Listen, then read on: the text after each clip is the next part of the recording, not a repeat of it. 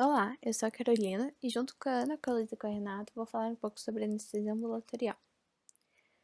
Bom, os anestésicos locais têm como principal objetivo inibir a propagação de um impulso nervoso, e essa inibição se dá principalmente pelo bloqueio do fluxo neural aferente, que leva à perda sensitiva, ao bloqueio dos reflexos somáticos ou viscerais e à paralisia muscular. Normalmente, o uso de um anestésico local tem uma resolução espontânea, dentro de um prazo esperado, e não tende a deixar resíduos ou sequelas no organismo. Um pouco da história desses anestésicos. Existem indícios de que os índios da América do Sul já conheciam e já usavam cocaína como anestésico desde antes da colonização do continente. Entretanto, foi só em 1884 que Cole Collar e Sigmund Freud apresentaram um estudo sobre o efeito dormente da cocaína sobre a córnea. E desde então a cocaína começou a ser muito usada como anestésico, e seu uso indiscriminado trouxe à tona sua neuro e cardiotoxicidade. A partir desses efeitos indesejados, os pesquisadores começaram a estudar mais sobre a classe éster ácido benzoico, que é a classe pertencente à cocaína. E com esses estudos, eles descobriram a benzocaína, que foi relegada como anestésico tópico devido à sua alta hidrofobicidade. Já em 1905 foi descoberta a procaína, considerada o primeiro anestésico local injetável e foi a precursora dos próximos anestésicos descobertos, por conta da sua estrutura básica, um anel aromático, uma amina terciária ionizável e uma cadeia de ligação de éster ou amida. Em 1928, a tetracaína foi descoberta e substituiu em partes a procaína por ter um efeito mais duradouro. Entretanto, logo depois foi redirecionada como uma anestesia espinhal. Já em 1948 foi descoberta a lidocaína, que comparado aos outros anestésicos possui uma maior duração e é menos tóxica. A partir dela, foram descobertos os outros anestésicos locais usados até hoje, a bupivacaína, a levopulvicaína e a ropivacaína. Agora a gente vai falar um pouquinho sobre a fisiologia da dor. Segundo o dicionário, dor é uma sensação desagradável ou penosa de intensidade variável causada por um estado anômalo do organismo ou parte dele e medida pela estimulação de fibras nervosas que levam os impulsos dolorosos para o cérebro. É um sofrimento físico. Já em fisiologia, a gente aprende que a dor é uma sensação desencadeada sempre que um tecido é lesionado, levando a uma reação do indivíduo na tentativa de cessar esse estímulo doloroso. Existem dois tipos de dor: a dor rápida, que é sentida após 0,1 segundo da instalação do estímulo doloroso, que pode ser associada a um corte na pele ou a um choque elétrico, e a dor lenta, que é sentida após 1 segundo ou mais, até mesmo minutos, da instalação do estímulo doloroso. Um exemplo de uma dor lenta é a cólica biliar. As terminações nervosas livres são os receptores de dor. Elas estão presentes nas camadas mais superficiais da pele e nos tecidos internos, como nas superfícies articulares, nas túnicas das artérias, no periósteo, na foice e no tentório. Elas recebem três principais estímulos: os térmicos, os mecânicos e os químicos. Os térmicos e os mecânicos estão relacionados tanto à dor rápida quanto à dor lenta. Já os químicos são exclusivos da dor lenta. De maneira geral, a dor é transmitida ao sistema nervoso central por duas vias, a da dor rápida e a da dor lenta. A via da dor rápida utiliza as fibras A delta para levar o estímulo doloroso até o corno dorsal da medula e dali utiliza o trato neoespinotalâmico para ascender ao encéfalo. Já a via da dor lenta leva os estímulos ao corno dorsal da medula através das fibras C, que daí vão usar a via paraespinotalâmica para ascender ao encéfalo. Quando chegam na medula, as fibras A delta da dor rápida vão desembocar na lâmina marginal dos cornos dorsais e vão estimular os neurônios de segunda ordem do trato neoespinotalâmico. Esses neurônios vão originar as fibras longas, que se cruzam na comissura anterior para o lado oposto da medula e seguem para o encéfalo pelas colunas anterolaterais. Essas fibras longas vão desembocar em três locais do encéfalo: nas áreas articulares do tronco, no complexo vértebro-basal do tálamo e no grupo nuclear posterior, também do tálamo. Já as fibras C da dor lenta usam a via paleo-espinotalâmica para irem até o encéfalo. Elas chegam na medula, principalmente pela substância gelatinosa, que corresponde às lâminas 1 e 2 dos cornos dorsais. Dentro dos cornos dorsais, os estímulos dolorosos vão transitar por um ou mais neurônios de fibra curta e em seguida vão até entrar na lâmina 5, também localizada dentro dos cornos dorsais. Na lâmina 5, os últimos neurônios das fibras C vão originar axônios longos, que vão se ligar em sua grande parte às fibras da via da dor rápida, cruzando para o lado oposto na comissura anterior e ascendendo ao encéfalo pela via anterolateral. A via pállico-espinotalâmica da dor lenta só vai terminar no tronco e de maneira difusa. 25% desses neurônios vão ascender até o tálamo. Entretanto, os outros 75% vão desembocar em 3 lugares: na formação reticular do tronco, no tectum do mesencéfalo até os colículos inferiores e superior e na substância cinzenta periaquedutal. Então, falando um pouco sobre a estrutura química, os anestésicos locais são constituídos, em sua maioria, por um grupo lipofílico, que é um anel aromático, ligado por uma cadeia intermediária a um grupo ionizável, que é uma amina terciária. De acordo com a natureza dessa cadeia intermediária, os anestésicos locais classificam-se em agentes do tipo éster, como a procaína e a cocaína, e do tipo amida, como a lidocaína e a bupivacaína. Como as ligações éster sofrem hidrólise pela colinesterase plasmática, os anestésicos locais do tipo éster apresentam duração de ação mais curta, ao contrário dos agentes do tipo amida, que, por serem degradados por enzimas microsomais no fígado, apresentam maior meia-vida plasmática e, portanto, maior duração de ação.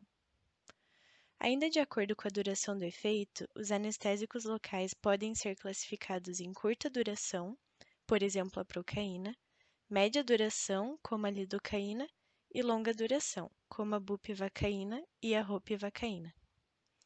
Os anestésicos locais, em geral, são bases orgânicas fracas, pouco solúveis em água. Por isso, as soluções anestésicas comerciais são preparadas como sais ácidos, os quais são hidrossolúveis e garantem maior estabilidade, geralmente obtidos por adição de ácido clorídrico.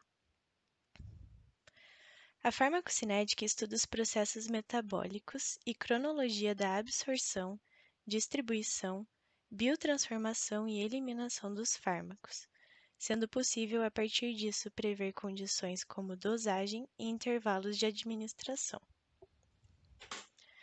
Depois da administração por injeção ou aplicação tópica de um anestésico local, ocorre sua difusão para os locais de ação.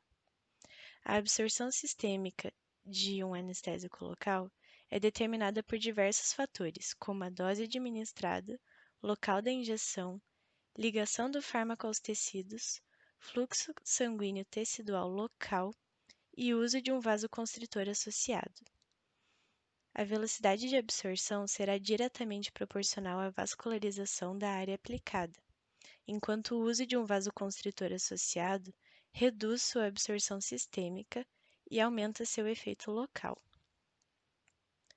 No organismo, os anestésicos locais apresentam-se nas formas de base não ionizada e ionizada, sendo que ambas têm acesso ao canal iônico de sódio, como mostrado na figura. Por apresentar hidrofobicidade moderada, a forma não ionizada é capaz de atravessar a membrana por difusão lateral, na chamada via hidrofóbica. Uma vez no interior da célula, adquire um próton e se liga ao sítio de ação no vestíbulo interno do canal de sódio. Enquanto isso, a forma ionizada só tem acesso através do próprio canal iônico, que pode estar aberto ou fechado, o que dificulta o processo, tornando-o mais lento. Sendo assim, a forma ionizada é a mais ativa no receptor, porém a forma não ionizada é importante para a penetração na célula. A proporção relativa dessas duas formas é determinada pelo valor de pKa do anestésico e pelo pH dos líquidos corporais, de acordo com a equação de Anderson-Hasselbalch. O valor de pKa indica o pH em que 50% da molécula se encontra ionizada e 50% não ionizada. Esse dado ajuda a determinar a latência do fármaco, já que quanto menor a quantidade de base ionizada, mais rápido é o início de ação, devido ao uso da via hidrofóbica de acesso ao canal de sódio. Essa tabela foi feita com base nos dados da bibliografia citada logo abaixo, para facilitar a comparação entre os fármacos. Como o pK da maioria dos anestésicos locais se encontra na faixa de 7,5 a 9, a forma ionizada constitui a maior porcentagem em pH fisiológico, de 7,4. Como consequência clínica, os anestésicos locais são menos efetivos quando injetados em tecido infectado, já que o baixo pH extracelular, por exemplo 7, favorece a forma ionizada. No mesmo raciocínio, a adição de bicarbonato eleva a concentração efetiva da forma não ionizada, uma vez que o pH do meio se eleva, aumentando sua eficácia. Seguindo para o próximo item da farmacocinética, o volume de distribuição, VD, corresponde à extensão com que um fármaco se distribui pelos tecidos a partir da circulação sistêmica e está fortemente relacionado à hidrofobicidade. Substâncias lipossolúveis, portanto hidrofóbicas, tendem a se ligar a proteínas plasmáticas e teciduais. Por isso, quando os anestésicos locais estão na circulação, ligam-se de forma reversível principalmente à glicoproteína ácida alfa-1. Sendo assim, os anestésicos locais com menor volume de distribuição são os mais lipossolúveis, porque se ligam fortemente às proteínas e ficam mais tempo na circulação, aumentando tanto o tempo de duração da ação quanto de excreção. Já a potência do fármaco caracteriza-se pela sua capacidade de atingir efeito farmacológico, também relacionada à lipossolubilidade. Então, quanto maior a lipossolubilidade do anestésico local, maior é o tempo gasto para produzir os seus efeitos clínicos, mas também maior será a sua potência e duração da ação. Para que ocorra sua excreção, os anestésicos locais do tipo éster passam pelo processo de biotransformação no plasma. Esse processo gera a produção do ácido para-aminobenzoico, PABA, que é uma substância alergênica. Já aqueles do tipo amida são convertidos em metabólitos mais hidrossolúveis no fígado, onde sofrem o processo de biotransformação, que inclui hidroxilação aromática, N-desalquilação e hidrólise da amida por enzimas do citocromo P450. Os metabólitos dessas substâncias retornam à circulação e são excretados pelos rins. Devido ao metabolismo hepático, a toxicidade dos anestésicos do tipo amida tende a ocorrer com mais frequência em pacientes portadores de doença hepática. Falando de forma mais específica, a lidocaína é um anestésico local do tipo amida, com lipossolubilidade moderada. Seu baixo pKa, de 7,9, garante um rápido início de ação e moderada duração. Quando administrada via intravenosa, tem início de ação em 45 a 90 segundos, com pico em aproximadamente 10 a 30 minutos e meia-vida de 1 a 2 horas, dependendo do local de bloqueio. A absorção da lidocaína depende da espessura da pele, extensão da área a ser aplicada, dose total administrada, local da administração e duração da exposição. É prontamente absorvida pelo trato gastrointestinal, mucosas e pele danificada, mas sua absorção em pele intacta é pequena. Por apresentar dois grupos metila ligado ao anel aromático, tem velocidade de hidrólise reduzida. A bupivacaína também é um anestésico local do tipo amida, mas altamente lipossolúvel. Seu pKa de 8,1 garante maior duração do seu efeito. Quando administrada via intravenosa, tem início de ação em 15 a 30 minutos, com duração do efeito de 3 a 6 horas, dependendo da concentração e forma administrada. Devido à sua maior ligação proteica, apresenta início de efeito mais lento e maior toxicidade quando em comparação à lidocaína. Por fim, a ropivacaína é um anestésico do tipo amida, preparado em sua forma levógera. Ela foi desenvolvida para aumentar a sua segurança, já que a toxicidade sistêmica está mais ligada ao isômero de estrógeno. Como seu pKa é muito próximo do anestésico local bupivacaína, em torno de 8,1, suas propriedades farmacocinéticas são semelhantes, com uma alta duração do efeito.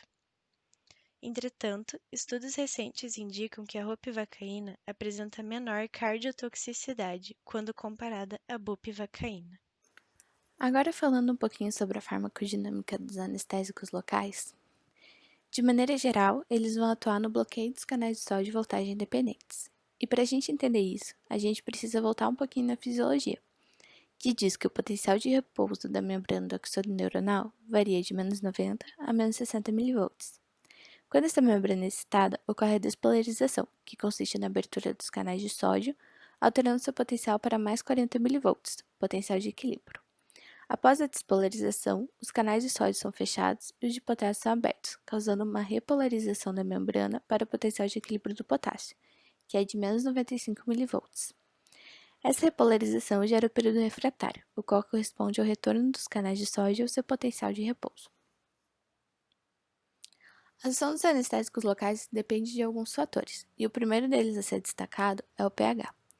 Num pH mais alcalino, o anestésico local tem uma melhor performance do que num pH ácido. E isso é bem importante para a prática clínica, porque, de maneira geral, os tecidos inflamados possuem um pH extracelular ácido, o que explica a resistência que eles possuem à anestesia.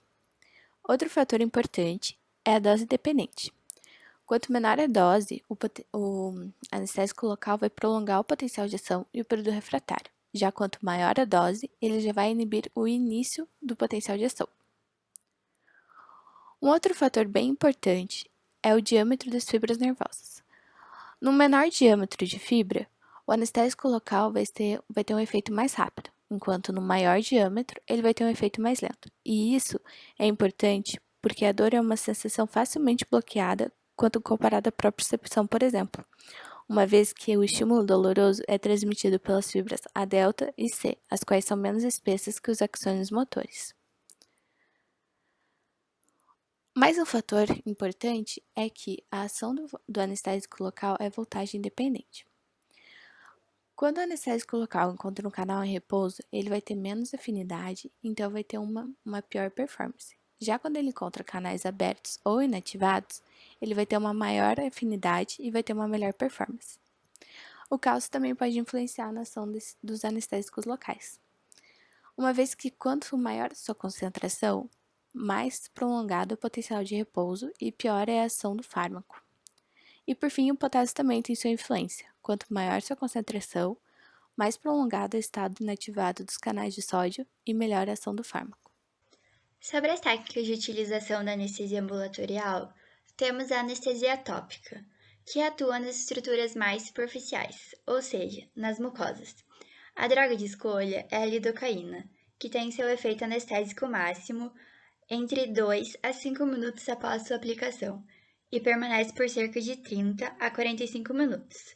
Ao utilizar a anestesia tópica, temos que nos atentar, porque ela é rapidamente absorvida pela circulação e tem o risco de causar reações tóxicas sistêmicas. A anestesia por infiltração atua em pele e tegumentos e é muito utilizada para a sutura de ferimentos. Nessa situação, podemos utilizar drogas como lidocaína, bupivacaína e ropivacaína. Já a anestesia regional, também conhecida como bloqueio de nervos periféricos, é quando o anestésico é injetado para atuar em um ponto distal ao local de sua aplicação. Por exemplo, um bloqueio axilar para uma cirurgia de mão. Esse bloqueio axilar é realizado ao nível dos ramos terminais do plexo braquial. Como podemos analisar nesse ultrassom, são bloqueados o nervo músculo cutâneo, mediano, ulnar e radial. Nesse caso, podemos utilizar drogas como lidocaína, bupivacaína e ropivacaína. Frequentemente, esses bloqueios de nervos periféricos são realizados no ambiente pré-operatório, ou seja, fora da sala de cirurgia, e é importante acompanhar o paciente com monitores, como oxímetro de pulso, eletrocardiograma contínuo e manguitos de pressão arterial.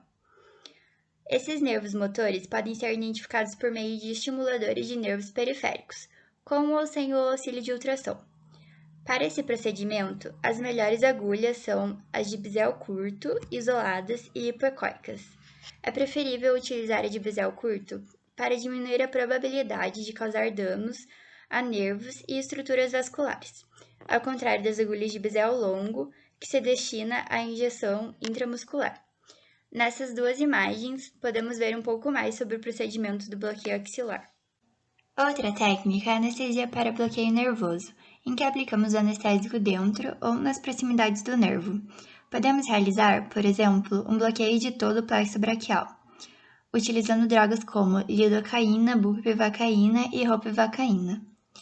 Também podemos realizar bloqueios nervosos da extremidade superior. Podemos utilizar o ultrassom para localizar exatamente onde o nervo está e bloqueá-lo. Por exemplo, o nervo mediano está localizado na fossa antecubital e medialmente a artéria braquial.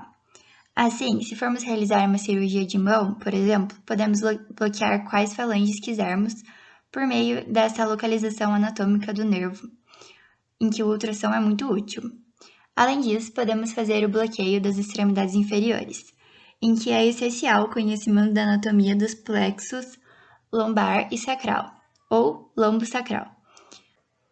Outra técnica de utilização dos anestésicos ambulatoriais é em relação a arritmias cardíacas, em que utilizamos a lidocaína de forma intravenosa para tratar taquicardias supraventriculares e disritmias ventriculares com extrasístoles, por meio do bloqueio de canais de sódio.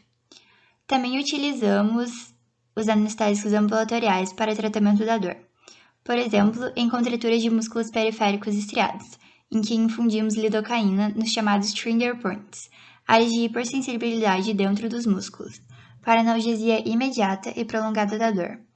Outra situação é a síndrome dolorosa complexa regional, em que há trauma ou injúria de nervo de difícil resolução, que podemos utilizar o bloqueio de Beer, que consiste basicamente em uma venóclise com catéter de teflon, dessangramento do membro e garrateamento com uma faixa especial na raiz do membro. Assim, obstruindo a artéria e veias, infundimos lidocaína. Outro exemplo do tratamento de dor com os anestésicos ambulatoriais é em dores resistentes a AINES e a opioides fortes, em uso isolado ou associados. Outro caso é a dor em coluna vertebral com pensamentos de raízes nervosas resistentes a AINES ou opioides, em que há significativa melhora ao utilizar lidocaína em um bloqueio epidural associado a corticoides, para a resolução do quadro álgico. Desse modo, podemos concluir que os anestésicos locais possibilitam anestesia cirúrgica e anestesia no pós-operatório imediato, sendo a lidocaína muito importante na reversão de arritmias e também de dores agudas ou crônicas. É sempre importante relembrar de utilizar doses clinicamente seguras para evitar neuro- e cardiotoxicidades dos anestésicos locais. Especificamente sobre a lidocaína, é importante saber que ela é apropriada para a maioria das aplicações clínicas. Esse anestésico ambulatorial pode ser utilizado de forma tópica por infiltração, para bloqueio regional, para tratar arritmias e também pode ser aplicado de forma intravenosa, espinal e epidural. A lidocaína tem duração anestésica intermediária e geralmente é utilizada para procedimentos de curta duração. É importante evitar utilizar como anestésico espinal, uma vez que esse modo de administração está relacionado a sintomas neurológicos transitórios, como síndrome de dor, disestesia transitória e outras complicações neurais muito raras. Sobre as doses da lidocaína, ela está disponível em solução injetável nas concentrações de 1% e 2%, sendo a dose máxima 4 mg por quilo ou 300 mg. A dose de lidocaína para anestesia local percutânea é de 0,5 a 30 ml, de solução a 1% por infiltração. Já a anestesia local para bloqueio regional é de 10 a 60 ml, de solução a 0,5% por via intravenosa. Para reparação de pequenas lacerações, pode-se utilizar a lidocaína 1% por infiltração intradérmica ou topicamente. Também temos a lidocaína disponível na forma de gel, a 2%, de aerossol, e também como cloridrato de lidocaína mais glicose ou cloridrato de lidocaína mais hemitartarato de epinefrina. E podemos ver as doses no slide. A bupivacaína é muito utilizada em infusões epidurais para controle da dor pós-operatória e analgesia no trabalho de parto.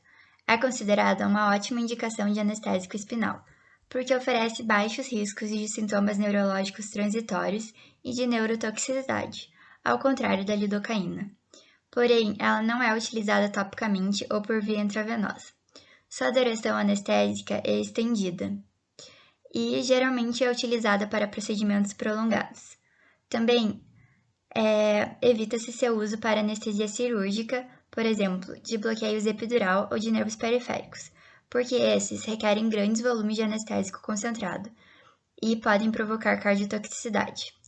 Além disso, não é recomendada a bupivacaína para cirurgia ambulatorial, uma vez que tem um tempo relativamente extenso de ação e pode alongar o período de recuperação do paciente, demandando que ele precise de mais tempo de permanência no hospital.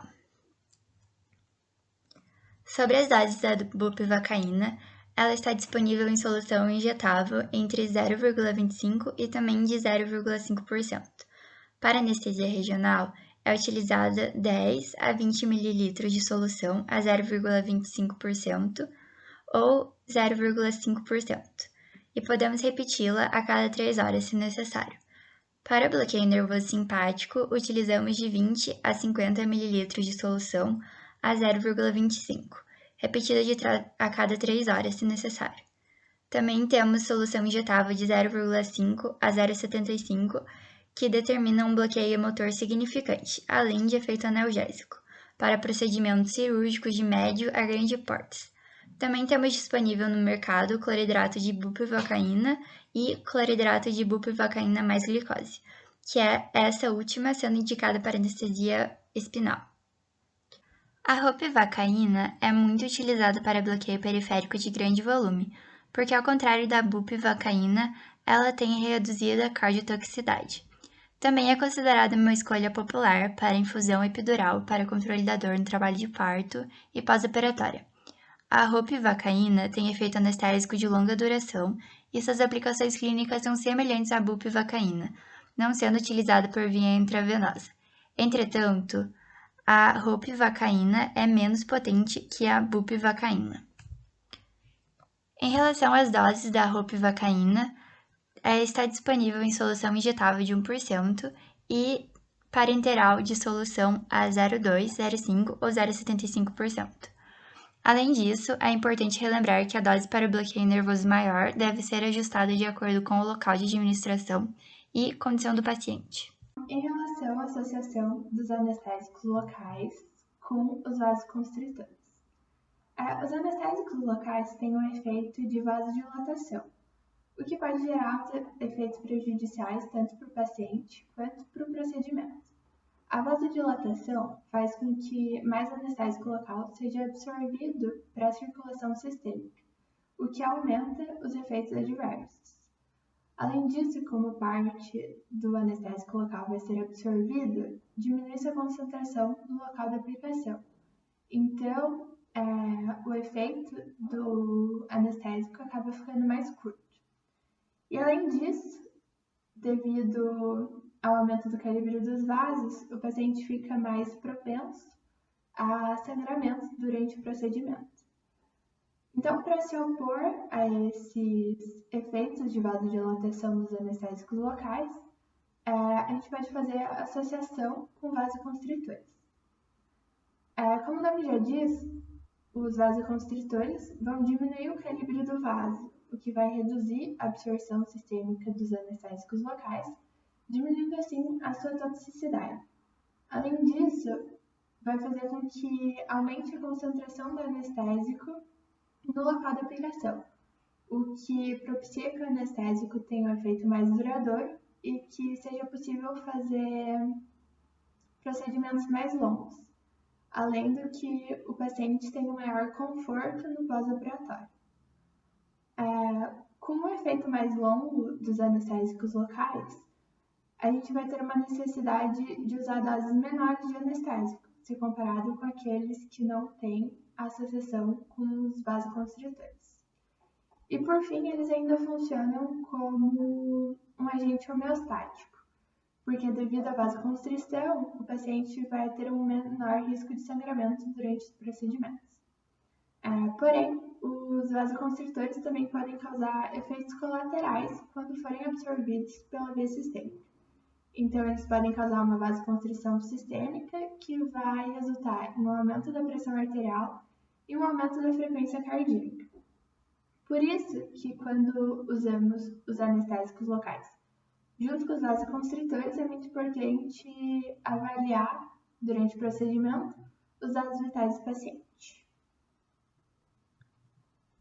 Os vasoconstritores utilizados são no grupo dos agentes adrenérgicos, em que o principal exemplo é a epinefrina, e também podemos usar a feliprecina, que é um análogo de curta duração da vasopressina. De longe, o mais utilizado vai ser a epinefrina, porque ele tem um padrão de segurança e um padrão de eficácia superior se comparado aos outros vasoconstritores. A feliprecina, por exemplo, ela tem efeitos adversos muito maiores. Então, como por exemplo, a constrição das coronarianas. Então, ela acaba sendo menos usada e contraindicada para os pacientes que têm doenças cardíacas. As aplicações dessa associação, elas podem ser opcionais para anestesia infiltrativa, bloqueio de ramo periférico, procedimentos odontológicos, anestesia lombar epidural, bloqueio caudal para analgesia obstétrica, bloqueio epidural torácico e anestesia cirúrgica com bloqueio caudal.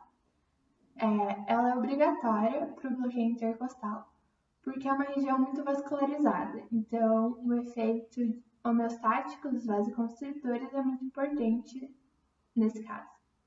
E ela não é recomendada para áreas que não tenham um fluxo sanguíneo colateral, que é o caso das extremidades, porque a vasoconstrição vai propiciar um dano hipoxêmico que pode resultar em necrose. Então, a gente evita usar essa associação para dedos, lobo da orelha e nariz, por exemplo. As contraindicações de usar os vasoconstritores juntos com os anestésicos locais são para aqueles pacientes que tenham hipertensão, diabetes ou hipertireoidismo mal controlado, que tenham tido um evento cardiovascular há menos de 6 meses, pacientes com feltrombocitoma, abuso de cocaína, que façam uso de antidepressivos tricíclicos ou inibidores da MAO, porque esses medicamentos podem causar um pico hipertensivo, e para as grávidas. O ideal seria adiar o procedimento até que essas situações clínicas do paciente sejam controladas. E existem alguns pacientes que a gente tem que ter um cuidado maior durante o procedimento e, de preferência, usar doses menores, que é o caso dos idosos e crianças, hipertensos ou pacientes debilitados. Agora falando um pouco sobre os efeitos adversos dos anestésicos locais. Eles podem causar tanto os efeitos sistêmicos, que costumam ocorrer quando tem uma aplicação intravascular do anestésico de forma não intencionada, ou quando grandes quantidades do anestésico são absorvidas para a via sistêmica. Ou eles podem ter efeitos locais também, que decorrem da interação do anestésico com as estruturas da região. O mais importante, o que mais preocupa, são os efeitos sistêmicos. Nos efeitos sistêmicos, o sistema nervoso central e o sistema cardiovascular são os mais atingidos. Sobre o sistema nervoso central, os anestésicos conseguem passar a barreira hematocefálica e eles vão causar seus efeitos decorrentes baseados na dose. Então, em doses menores, eles têm um efeito excitatório. Então, o paciente pode ter parestesia facial, inquietação, alucinações auditivas, espasmos e tremores e até convulsões generalizadas. Mas, quando em doses maiores, eles vão ter um efeito contrário, que vai ser a depressão do sistema nervoso central, que pode resultar em coma e parada cardiorrespiratória. Já em relação ao sistema cardiovascular, os anestésicos normalmente precisam estar em doses maiores para atingir o coração. Eles vão bloquear a corrente de sódio no miocárdio, o que faz com que diminua a concentração intracelular de cálcio, o que vai resultar na diminuição do inotropismo cardíaco. Clinicamente, a gente vai ver isso por uma depressão miocárdica, vasodilatação e bloqueio de condução, que pode gerar arritmias. Daí, esses 3 fatores podem fazer com que o paciente tenha uma instabilidade hemodinâmica. Tanto para o sistema cardiovascular quanto para o sistema nervoso central, eles são mais afetados por aqueles anestésicos lipossolúveis potentes, que é o caso da bupivacaína. A bupivacaína, em níveis tóxicos, ela costuma acarretar mais o sistema nervoso, o sistema cardiovascular, quer dizer, e ela causa arritmias ventriculares, que pode levar ao colapso cardíaco. Essas arritmias a gente pode ver por meio do eletrocardiograma, em que vai ter um prolongamento do intervalo PR e um prolongamento do complexo QRS. A lidocaína e a ropivacaína normalmente precisam de doses extremamente altas para causar os mesmos efeitos que a bupivacaína. Em geral, elas vão acometer mais o sistema nervoso central. Outros efeitos sistêmicos que a gente pode ter é em relação aos músculos e à pele. Nos músculos, os anestésicos têm certa amiotoxicidade, que pode levar à destruição dos miócitos. Mas como os miócitos costumam se regenerar de 3 a 4 semanas, isso não gera grandes problemas para o paciente. Já em relação à musculatura vascular lisa, eles causam uma vasodilatação, que se for muito intensa e súbita, pode resultar em uma hipotensão grave. Já em relação à pele, pode ocorrer reações de hipersensibilidade, que a mais comum vai ser a dermatite alérgica. Casos mais graves de hipersensibilidade são raros, como choque anafilático. Para minimizar e até evitar esses efeitos adversos dos anestésicos locais, a gente deve seguir algumas precauções. Primeiro, a gente deve coletar uma anamnese muito detalhada para a gente conseguir identificar os pacientes que são considerados de alto risco para o procedimento e identificar aqueles pacientes que têm um histórico de alergia. Além disso, a gente deve seguir todas as técnicas de aplicações corretas, sempre assegurando que não foi atingido nenhum vaso sanguíneo e tentar usar a menor dose para conseguir o efeito desejado no local. Durante o procedimento, é importante também sempre manter um contato visual e verbal com o paciente, para que qualquer alteração do nível de consciência seja percebida e atendida rapidamente. As contraindicações para o uso de anestésicos locais. Então, as contraindicações gerais, tanto para bupivacaína, lidocaína e ropivacaína, são hipersensibilidade a anestésicos do tipo amida, pacientes com hemorragia, anemia ou hipovolemia grave e pacientes que tenham infecções adjacentes ao local da aplicação da anestésica. Especificamente para a bupivacaína, ela está contraindicada em bloqueio paracervical e obstetrícia e anestesia intravenosa regional. Além disso, ela é contraindicada para os pacientes que tenham doenças cardíacas graves, devido à sua cardiotoxicidade. Então, pacientes com arritmias e bloqueio de condução. Já a lidocaína, ela tem uma contraindicação específica que seria a síndrome de Adams-Stokes. Essa foi a nossa apresentação sobre anestesia ambulatorial. Obrigada pela atenção.